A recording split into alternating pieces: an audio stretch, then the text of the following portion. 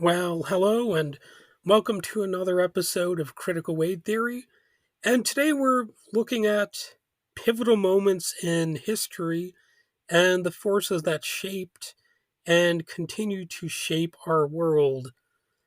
We're looking at, the colonial aspect of American history, and we're taking a journey back to a transformative era where greed, violence, and resistance to change collided.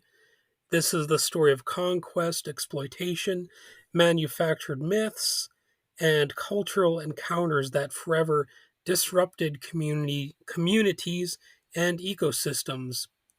So picture this: so-called explorers setting sail, driven by greed, imperial ambition, and a warped sense of entitlement, of a divine nature, the whole chosen people, chosen land kind of story.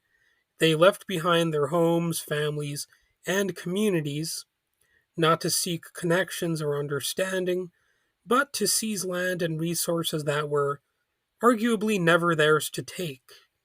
They followed a mandate rooted in domination, echoing ancient myths of promised lands where one people had the right to displace another.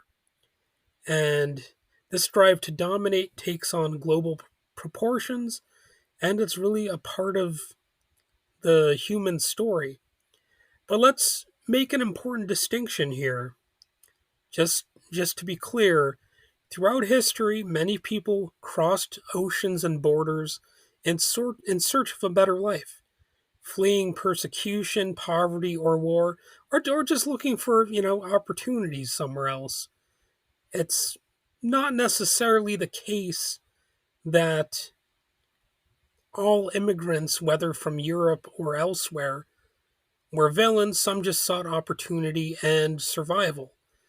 But their stories are not the same as those who arrived with the sole intent to conquer, exploit, and in some cases erase.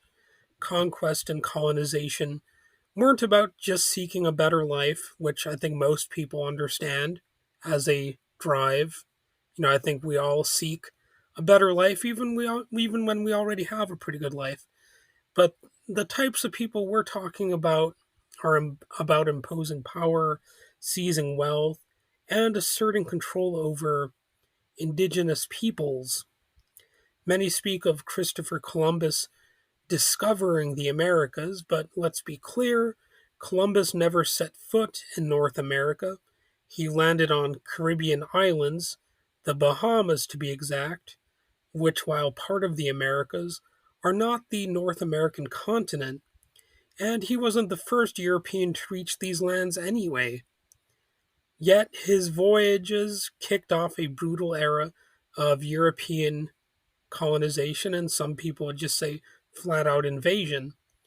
And of course, it left scars that have yet to fully heal. Columbus didn't connect worlds, he cracked them open in many ways. His expeditions paved the way for generations of colonizers whose actions unleashed waves of violence, theft, and subjugation. The so called Age of Exploration was, in reality, in many ways, an age of exploitation where the world, was violently restructured to serve various European empires. And while European colonization is the most well known, I should also mention it wasn't the only form of conquest in history. This is another thing that I feel like I need to say, even though the existence of other types of other groups who sought conquest doesn't let these European countries off the hook. But nevertheless, you had other groups from the Arabs in North Africa and the Middle East to the Japanese Empire in the Pacific who have engaged in colonial expansion. Even some indigenous groups, like the Aztecs and Incas, expanded their empires by subjugating neighboring communities. And with any of these things, if you if you want to, you know, present contradictory facts, or you I think I'm getting details wrong or anything like that, I suppose you could reach out to me, leave a comment on, you know, any of these sorts of episodes if you want, or you could track me down on social media and have a say in the comment sections or whatever, you know. But for the most part, you know, the whole drive to conquer others has been one of the primary motivations in history. Unfortunately, that's been the main motivation of state power, and you can see it in many of the cultural values that end up thriving in the media, and of course in various other institutions in corresponding societies. You know, these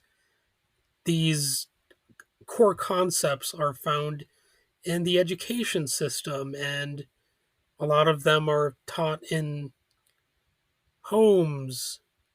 Some people even might start talking about things like this in church, not just throughout history, but, you know, perhaps even today. So these expansions, while often different in scale and method, shared one thing in common. They weren't about seeking refuge or opportunity, at least not solely about that. They were more typically about domination when it comes to the people who would make or seek profits from them. And in many cases, they left legacies of both cultural exchange and endearing trauma. The Columbian Exchange, as it's so often called, wasn't just about the movement of crops and animals, although that, of course, did happen, but it was also about conquest disguised as progress, extraction wrapped in the language of discovery, and ecosystems, economies, and cultures were thrown into chaos as Europeans, and like I said, in some cases, others imposed their will across various continents. And let's not forget the devastating human cost. While potatoes, corn, and tomatoes made their way to European tables eventually, the indigenous peoples who cultivated them faced annihilation. Wheat, sugar, grain, and livestock introduced to the Americas weren't just symbols of exchange, they were instruments of domination that displaced indigenous agriculture and reshaped the land to, yes, I'm going to say it, feed colonial greed, because that's actually what it was.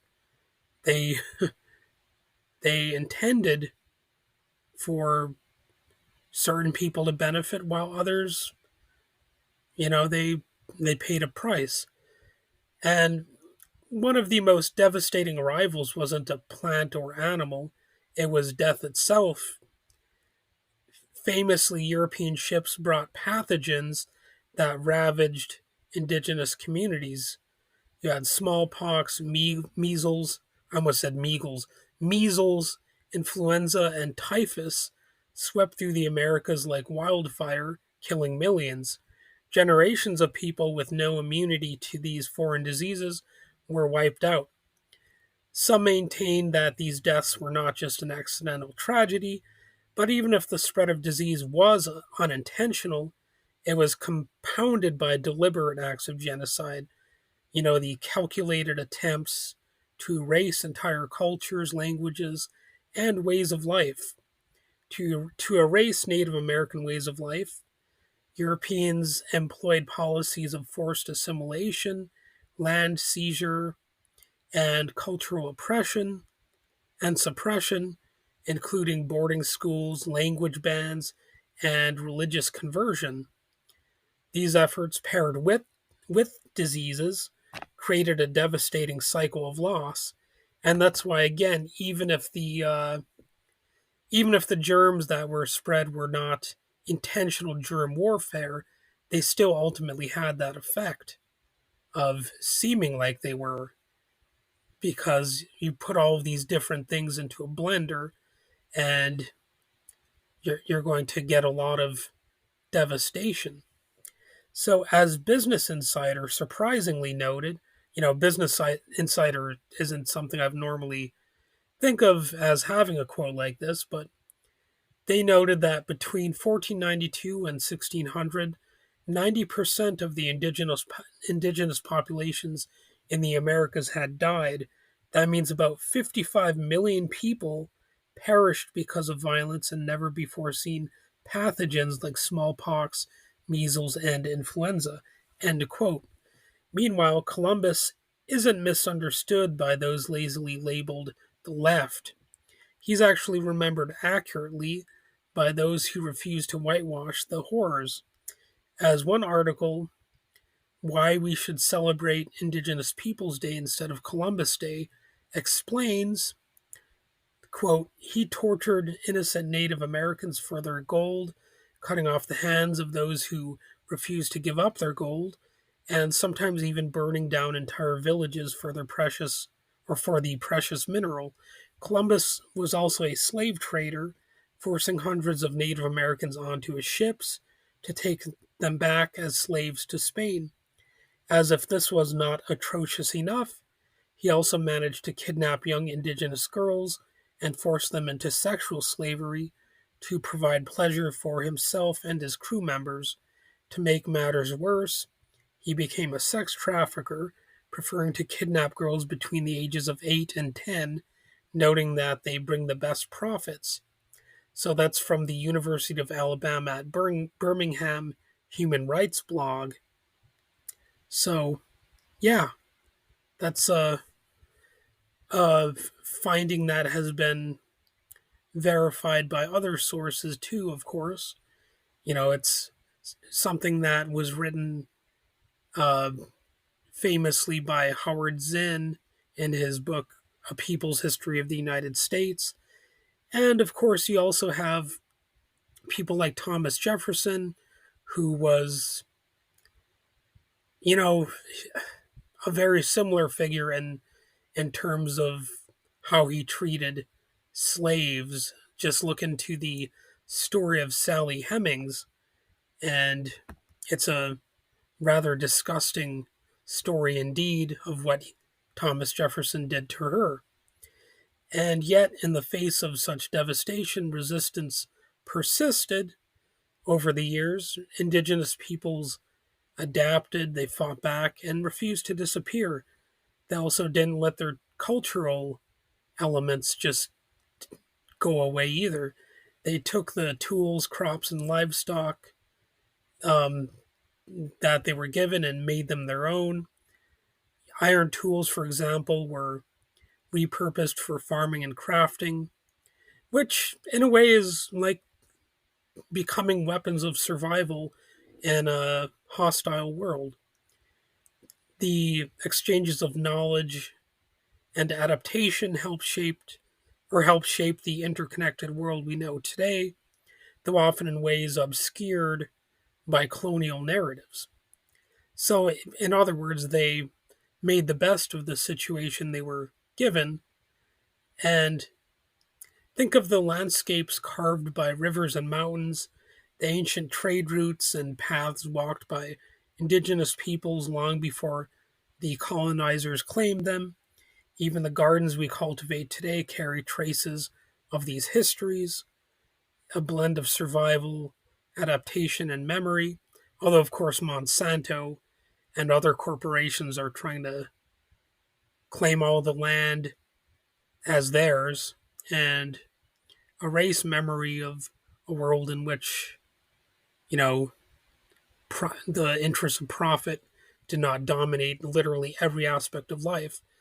But nevertheless, if you actually know about the history, it is transformative.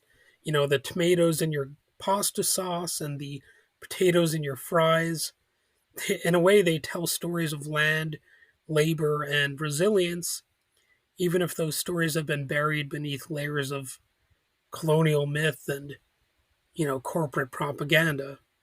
It's not like I never use corporations. I buy things every single day, pretty almost every single day. But nevertheless, I think it's important to not you know forget the past, and to remember that corporations did not invent life itself, nor did they create our families, our histories, and every single cultural value that we have. The modern industrial state is actually a relatively new phenomenon in human history, and I think people kind of forget about that. They're having a lot of basic details about human history obscured by the present day reality, and the constant onslaught of the need to always have money for it. Literally everything that you say or do is supposed to have a dollar sign attached to it. And at the end of the day, it can be overwhelming. You forget that you don't have to do things solely to make money.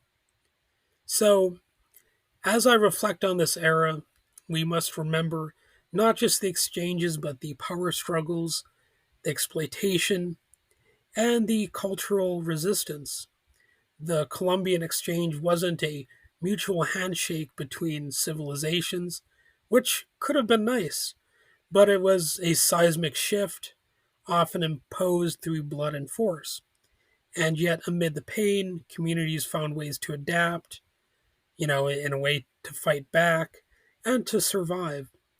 So, next time you sit down to a meal, take a moment to think about where those ingredients ultimately came from. Remember that history is never neutral, and it's still being written.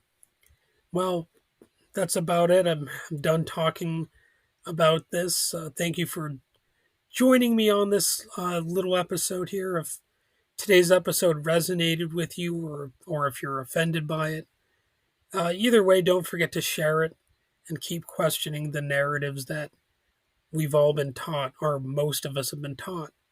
So until next time, stay curious, stay critical, and remember, history isn't just on your plate, it's in the soil and the stories.